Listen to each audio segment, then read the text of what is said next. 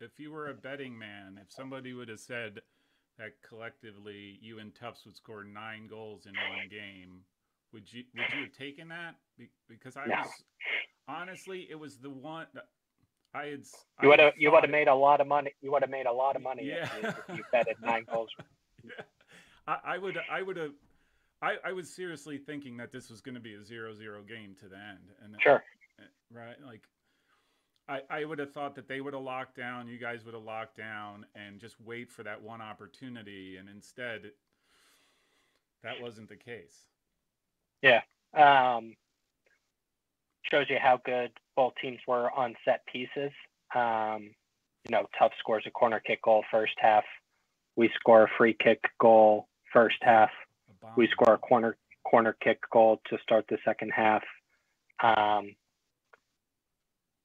Yeah, I think you could look at it two ways. Both teams were very good, or throughout the season, had a good record defensively, not conceding goals. But at the same time,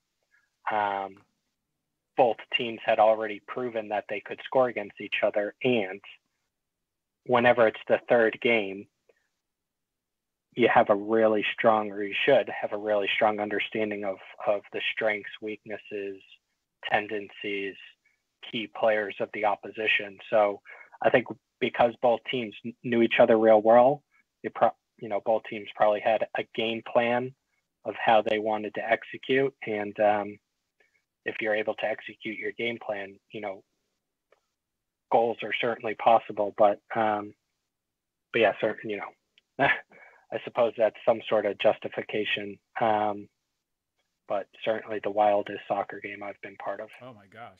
So I do have to ask, the game's at 5-2. This is my just an observation. Remember, I watch on video, so it's hard to really assess what's going on and get a feel for what's going on in the sidelines and whatnot. So it's 5-2, and you there's 30 minutes left, I think, maybe 25 minutes left, something like that.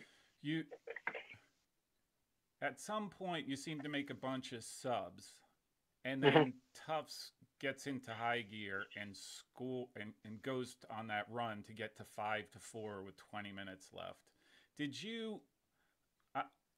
This might not be the right way to say it, but I'll just say it anyhow. So, did you think the game was in the bag at all, or were those subs part of a natural your decision that you're making during the game? I'm going to get these guys on because I need a different look or whatever, or was it just the fact, again, Tufts being outstanding that they are, that they figured out how to get to make the comeback happen? Does that make sense?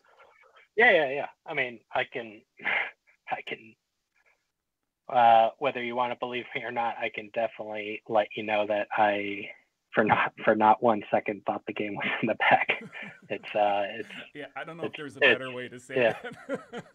No. Yeah, I mean, Tufts. You're always on your toes against Tufts, and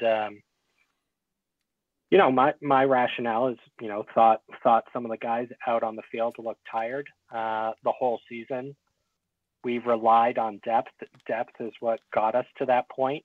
When guys are tired on the field and you've used subs all season, you're not going to not, at the most important time of the season, not use your subs when you use them every game before.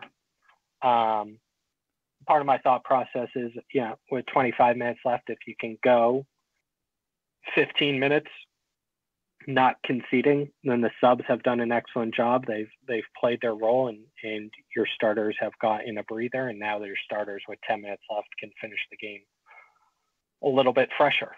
Obviously, that's not how it went. I think there's a couple individual errors. I think a couple of the subs, you could see nerves in the situation or the circumstances they found themselves in affected them. But nonetheless, great learning experience in you'd like to think through coaching and through reflection, they won't be as nervous or panicky in that situation if we're lucky enough to be in there again in the future. But yeah, let's give Tufts a lot of credit. They're down 5-2, and they basically said we're going for it. Started playing direct, started sending guys more forward, started putting more balls in the box, and ask more questions of how we dealt with balls. So it's kind of a culmination of those things, I'd say. So the games that I watched Tufts, I've always thought the danger of Tufts is they're a good team, but they have a switch. And there's the only way I could describe it, where when they need to get a goal, they're the one team that has that capacity that could turn that switch and go get a goal. Remarkable to me is seeing a team like that. And I thought that they would get a goal. I don't think I expected them to get back to the 5-4, which again was, just tell me how you were doing when they got the fourth goal. There's 20 minutes left.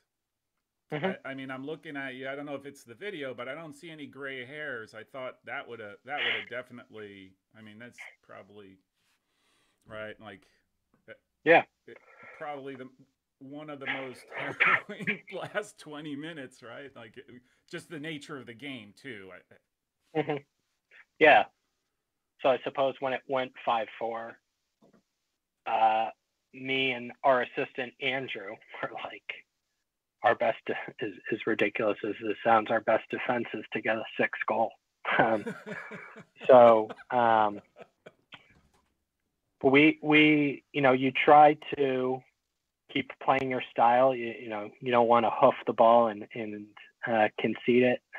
You want to defend by having the ball. And we still encouraged our guys to pass and try to create the moments of penetration that we had to get the 4th and 5th goal. If Tufts is going for it, then they're not going to have everyone back. And if you can win the ball, connect, find players above the ball and get runners in behind, there were still opportunities to be had. So I'd say with 7, 6, 5 minutes left, you bunker in, and when you do win the ball, you play the corners, try to manage the game in that fashion. But yeah, when it was 5-4 and there was still 18 or 15 minutes left, we still wanted to score to increase the buffer, if you will.